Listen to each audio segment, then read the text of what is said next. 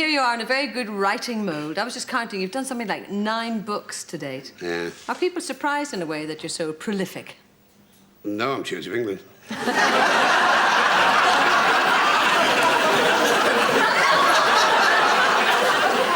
you left school when you were, what, 14? Yes. So did people at your school, your teachers, think that you had good potential as a writer? Because that's really what you wanted to be. Well, there's a fairly poor school because even the headmaster went barefoot.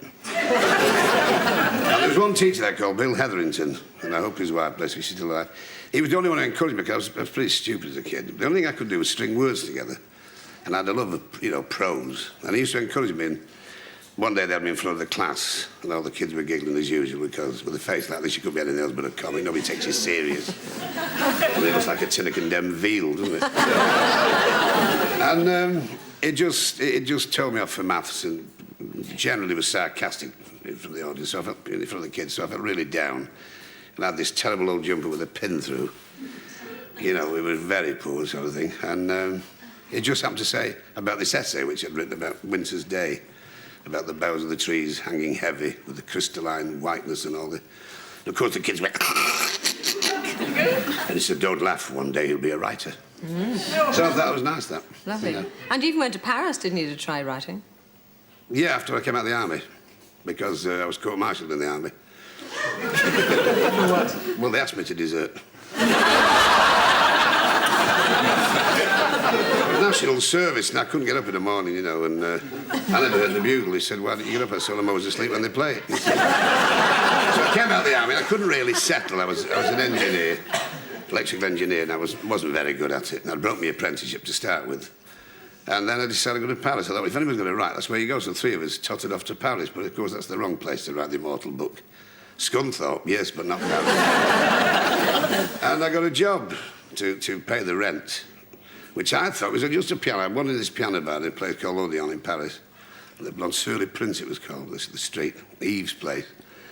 And she was a peroxide thing that, huge woman. And she said to me, you play piano for me. Now, there's nobody ever came in, which had struck me as slightly odd. So he said, strum away on this for a few hundred francs. And it was a brothel. They were going upstairs at the back, I was the front. And that's true, I was there to break the rhythm up. So that's basically what, and that's the truth. I never knew, I was so naive, I thought a brothel was where you got soup. I just want to bring you back to this latest book because it's Les Dawson Gives Up. Now, you look like a man who's given anything up, to be honest with you. Well, that's the whole idea of the book, you see. When I came out of hospital, when I'd had a terrible time, I mean, one day, I was given 3 enemas by mistake, yeah? And not unnaturally, I sort of crawled out to the nearest tiled cubicle. And they banged on the door, they said, come out. I said, well, who's going there? Friend or enema?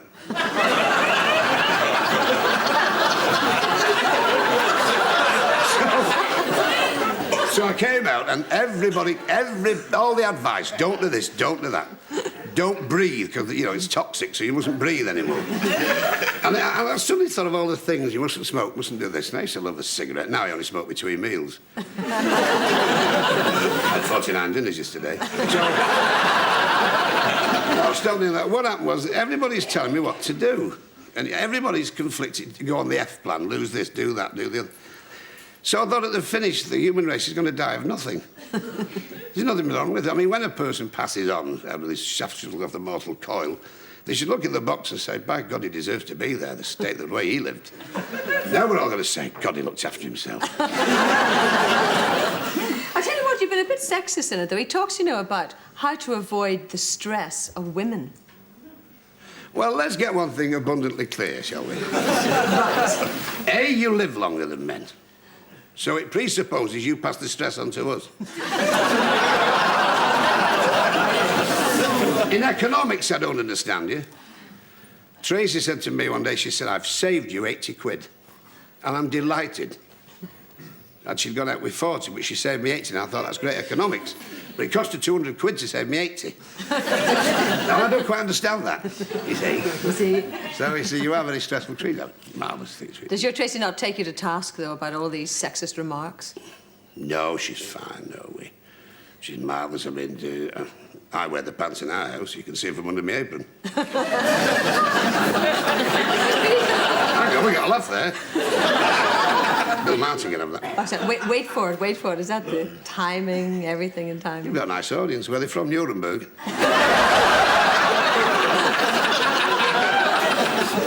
Nice dress. Has it been snowing outside? No, it's dandruff.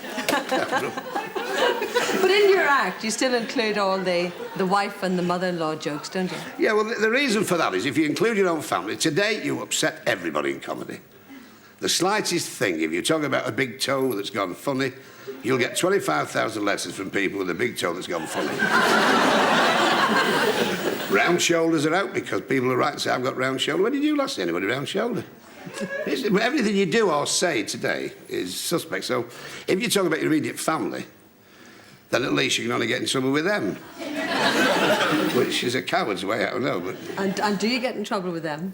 No, nothing at all. They're marvellous. I think the world of me. No, I mean, it's... the wife's mother, my first wife, bless her heart, was a wonderful woman. You know, she had things that men desire. Muscles and a dueling scar.